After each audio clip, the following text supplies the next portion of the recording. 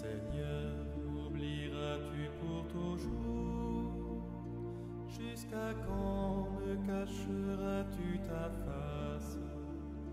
Vois mon âme est envahie de révolte, et jour et nuit le chagrin emplit mon cœur. En toi j'ai mis, Seigneur, ma confiance. Ne me délaisse pas, Dieu de ma joie.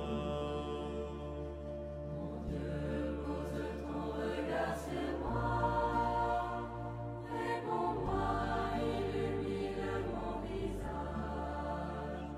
Dans la mort, que je ne m'endorme pas, et que le mal ne l'emporte pas sur moi. En toi, j'ai mis, Seigneur, ma confiance.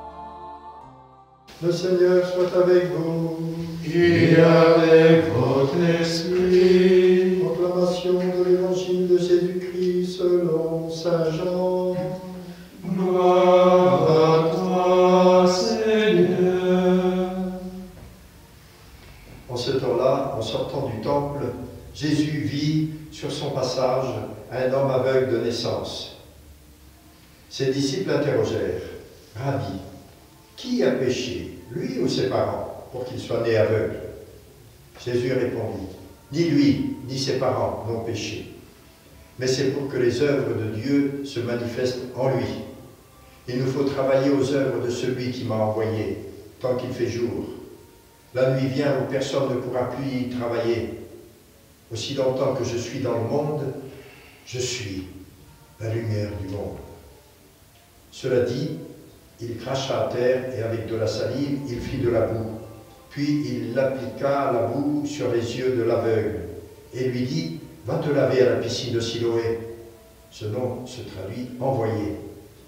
L'aveugle y alla donc et il se lava. Quand il revint, il voyait. Ses voisins et ceux qui l'avaient observé auparavant, car il était mendiant, dirent alors, n'est-ce pas celui qui se tenait là pour mendier? Les uns disaient, c'est lui. Les autres disaient, pas du tout, c'est quelqu'un qui lui ressemble. Mais lui disait, c'est bien moi.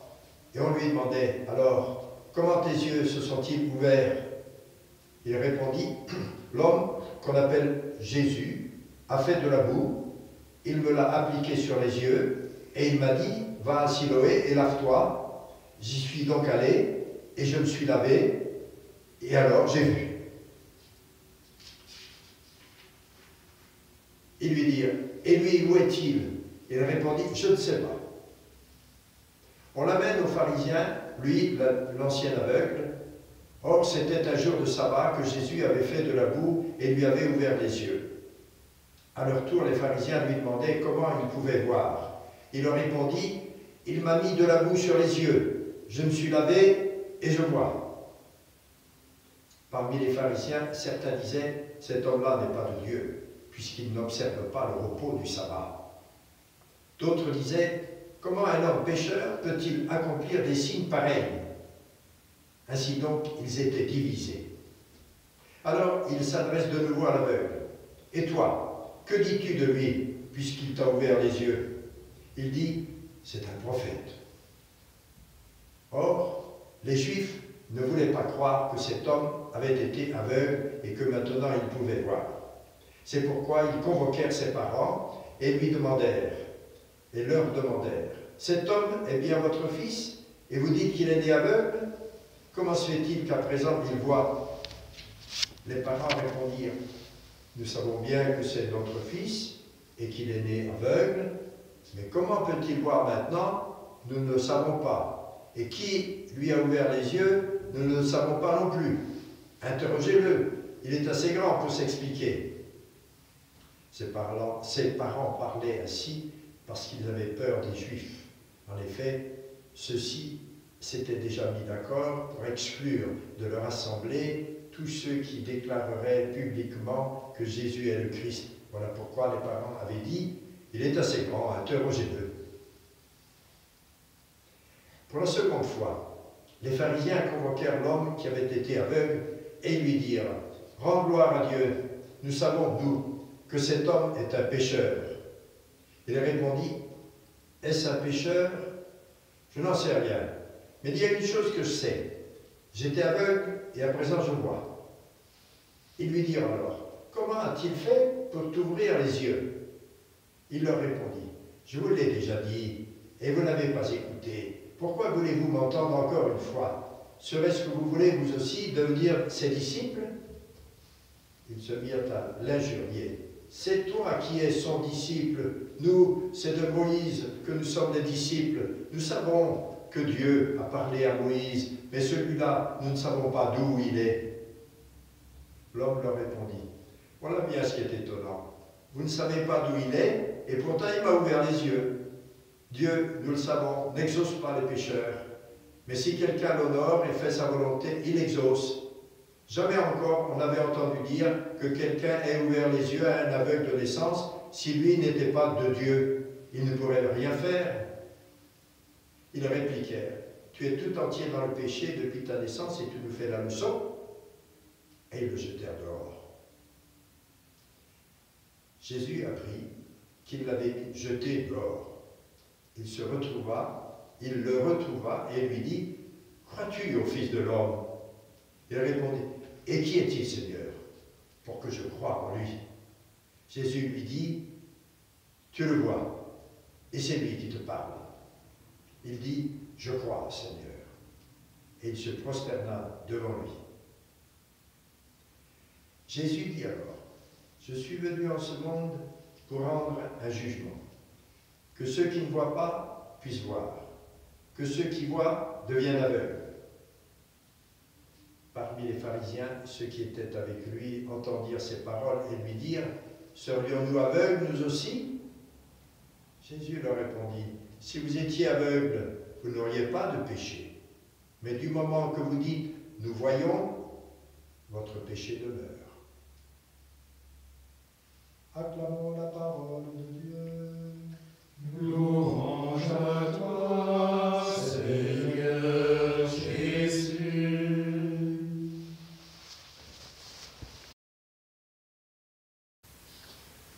Cet évangile, je pense, nous interpelle tous, parce que c'est toute l'aventure de la foi, finalement. Une sorte de dépossession de soi-même. Faire confiance à l'autre, à la foi, c'est faire confiance au Christ. Avoir confiance, c'est un peu l'aventure de la foi, c'est l'aventure aussi de tout amour. Hein. On ne peut donner son amour que si on a confiance dans l'autre. D'une certaine manière, c'est s'abandonner, c'est faire confiance. On n'a pas toutes les sécurités pour soi. Bon, justement, dans l'Évangile, on voit très bien comment ceux qui s'opposent à Jésus et les pharisiens, ceux qui savent, qui s'appuient sur leur savoir, eh bien, à la fois, c'est tout le contraire de ça.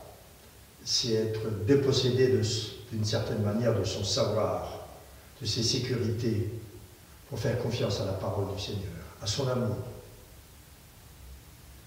C'est un peu ce décentrement de soi que le Seigneur nous invite à vivre dans la foi.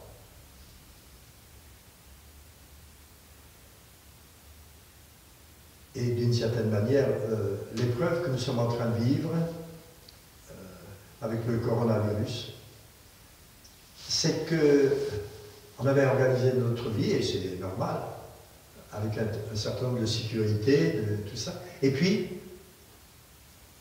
par la force des choses, on est un petit peu obligé de se fier les uns aux autres, d'avoir confiance, de faire attention, de conduire ainsi des actes, de vivre une attitude où on n'est pas juste nous au centre, mais au contraire, tenir compte, faire attention, prendre soin des uns des autres.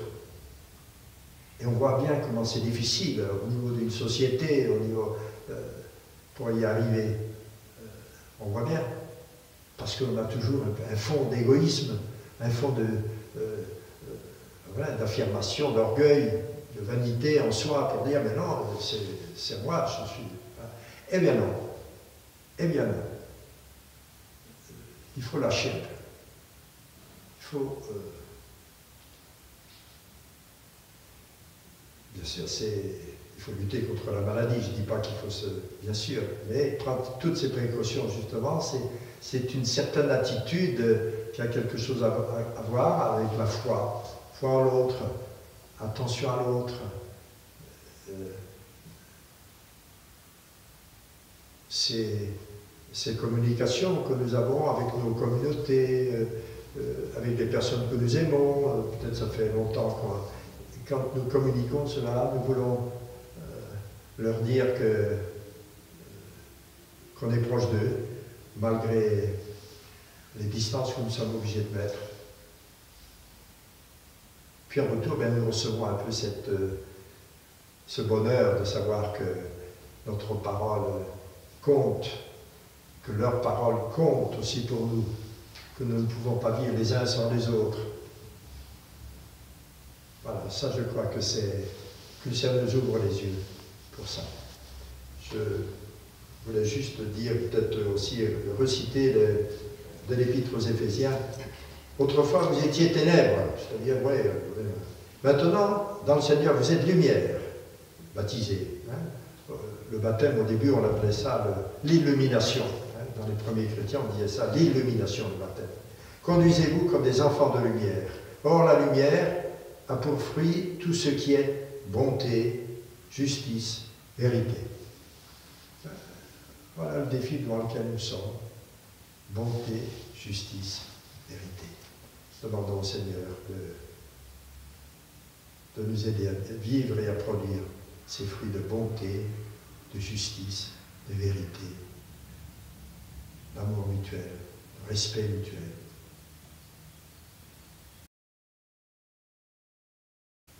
Si vous voulez maintenant, en communion avec tous les chrétiens qui prient plus ou moins à une heure comme la nôtre, nous allons affirmer notre foi en ce Dieu d'amour, Père, Fils, Esprit Saint, qui nous fait vivre en communion les uns avec les autres, avec tous nos frères qui souffrent, qui sont dans l'angoisse, qui ont une espérance, ou des gens qui sont dans l'angoisse aussi pour leur vie, pour que nous sachions être frères aussi, dans cet amour du Seigneur. Je crois en Dieu, le Père Tout-Puissant, Créateur du ciel et de la terre, et en Jésus-Christ, son Fils unique, notre Seigneur, qui a été conçu du Saint-Esprit, est né de la Vierge Marie, a souffert sous Ponce Pilate, a été crucifié, est mort, a été enseveli, est descendu aux enfers, le troisième jour est ressuscité des morts, est monté aux cieux, est assis à la droite de Dieu, le Père Tout-Puissant, d'où il viendra juger les vivants et les morts. Je crois en l'Esprit Saint, à la Sainte Église catholique, à la communion des saints, à la rémission des péchés, à la résurrection de la chair et à la vie éternelle. Amen. Damien, en ces temps de détresse, nous nous tournons vers toi. Tu as choisi le confinement à vie à Molokai au service des lépreux. Tu as côtoyé la maladie, la contagion, la souffrance et la mort. Souviens-toi de nous. Damien, tu t'es offert pour soigner, protéger, consoler. Nous te confions tous les personnels de santé, les chercheurs, tous ceux et celles qui prennent des risques et se donnent sans compter en ce temps d'épreuve. Damien, tu as connu la fatigue et l'épuisement. Protège toutes celles et tous ceux qui vont jusqu'au bout de leur force pour sauver des vies. Damien, tu as connu la souffrance de te sentir seul et abandonné. Nous te prions pour les malades, les personnes âgées, les prisonniers soudainement sans visite de leurs proches et que la solitude éprouve cruellement.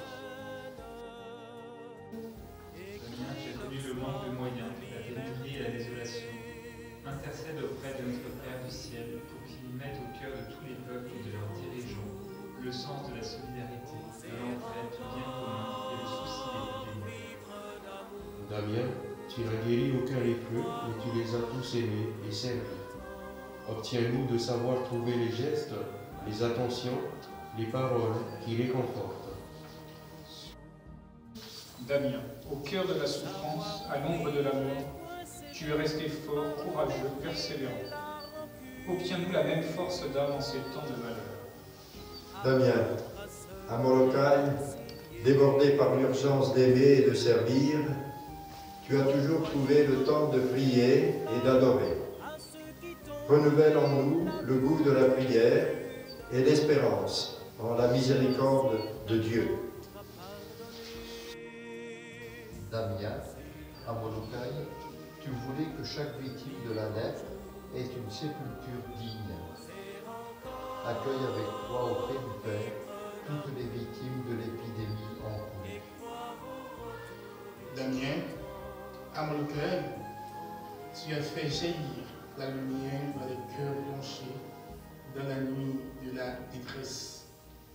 Garde en nous la lumière de l'espérance.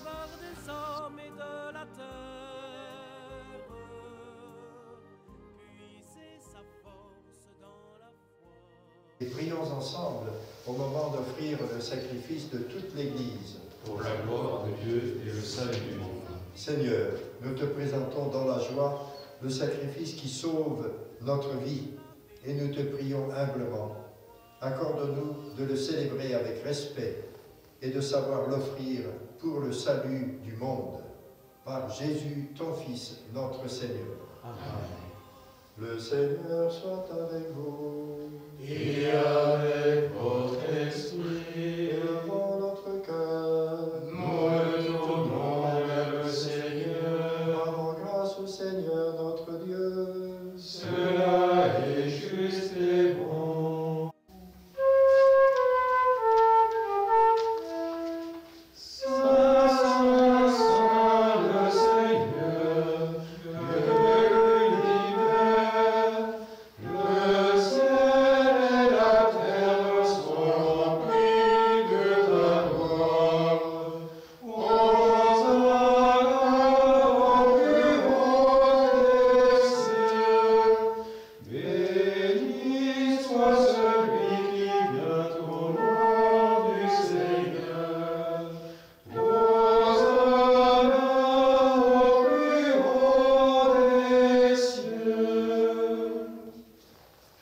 Père très saint, nous proclamons que tu es grand et que tu as créé toutes choses avec sagesse et par amour. Tu as fait l'homme à ton image et tu lui as confié l'univers afin qu'en te servant, toi son créateur, il règne sur la création. Que ce même Esprit Saint, nous t'en prions, Seigneur, sanctifie ces offrandes, qu'elles deviennent ainsi le corps et le sang de ton Fils dans la célébration de ce grand mystère que lui-même nous a laissé en signe de l'alliance éternelle. Quand l'heure fut venue où tu allais le glorifier, comme il avait aimé les siens qui étaient dans le monde, il les aima jusqu'au bout.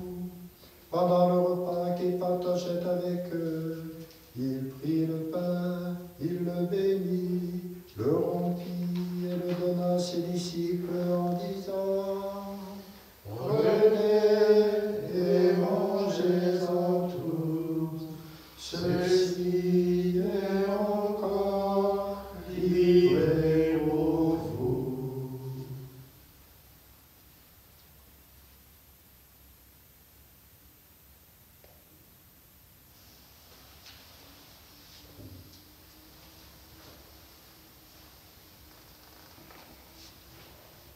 De même, il prit la coupe remplie de vin, il rendit grâce et la donna à ses disciples en disant: Prenez et buvez-en tous, car ceci est la coupe de mon sang, le sang de l'alliance nouvelle et éternelle, qui sera versé pour vous et pour la multitude en rémission des péchés. Vous ferez cela en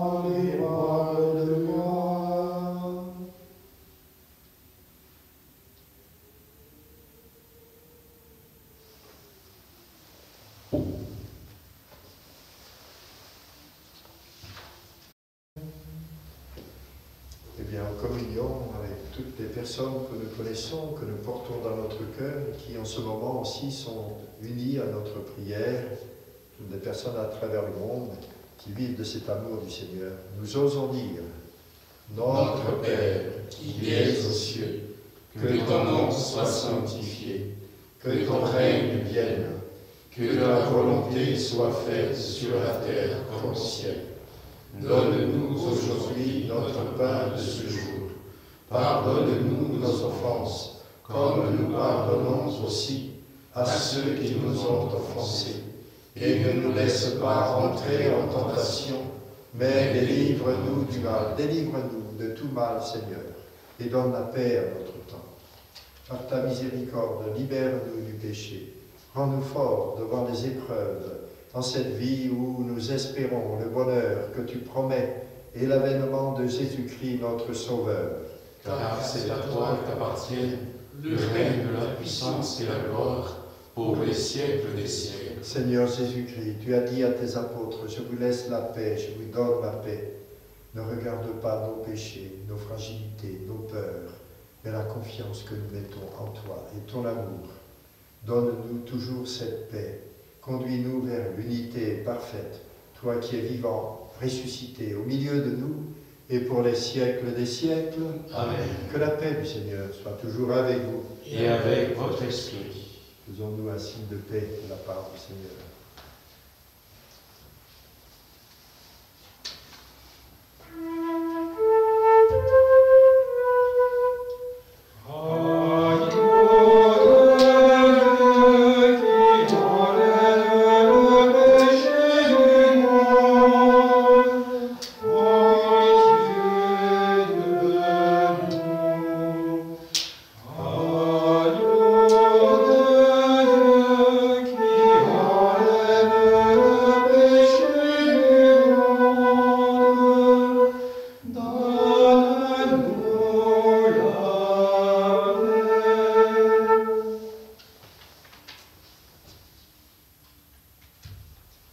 Heureux les invités au repas du Seigneur. Voici l'agneau de Dieu qui enlève le péché du monde. Seigneur, Je ne suis pas digne de te recevoir, mais dis seulement une parole et je serai guéri. Le corps et le sang du Christ nous gardent pour la vie éternelle. Amen.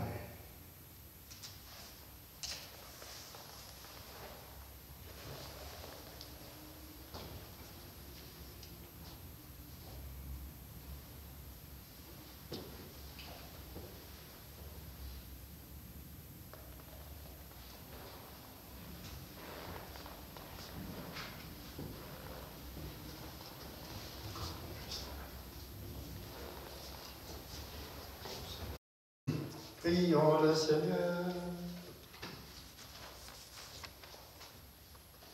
Dieu qui éclaire tout homme venant dans ce monde, illumine nos cœurs par la clarté de ta grâce, afin que toutes nos pensées soient dignes de toi et notre amour de plus en plus sincère. Par Jésus, ton Fils, notre Seigneur. Le Seigneur soit avec vous. Et avec votre esprit. Et que Dieu Tout-Puissant,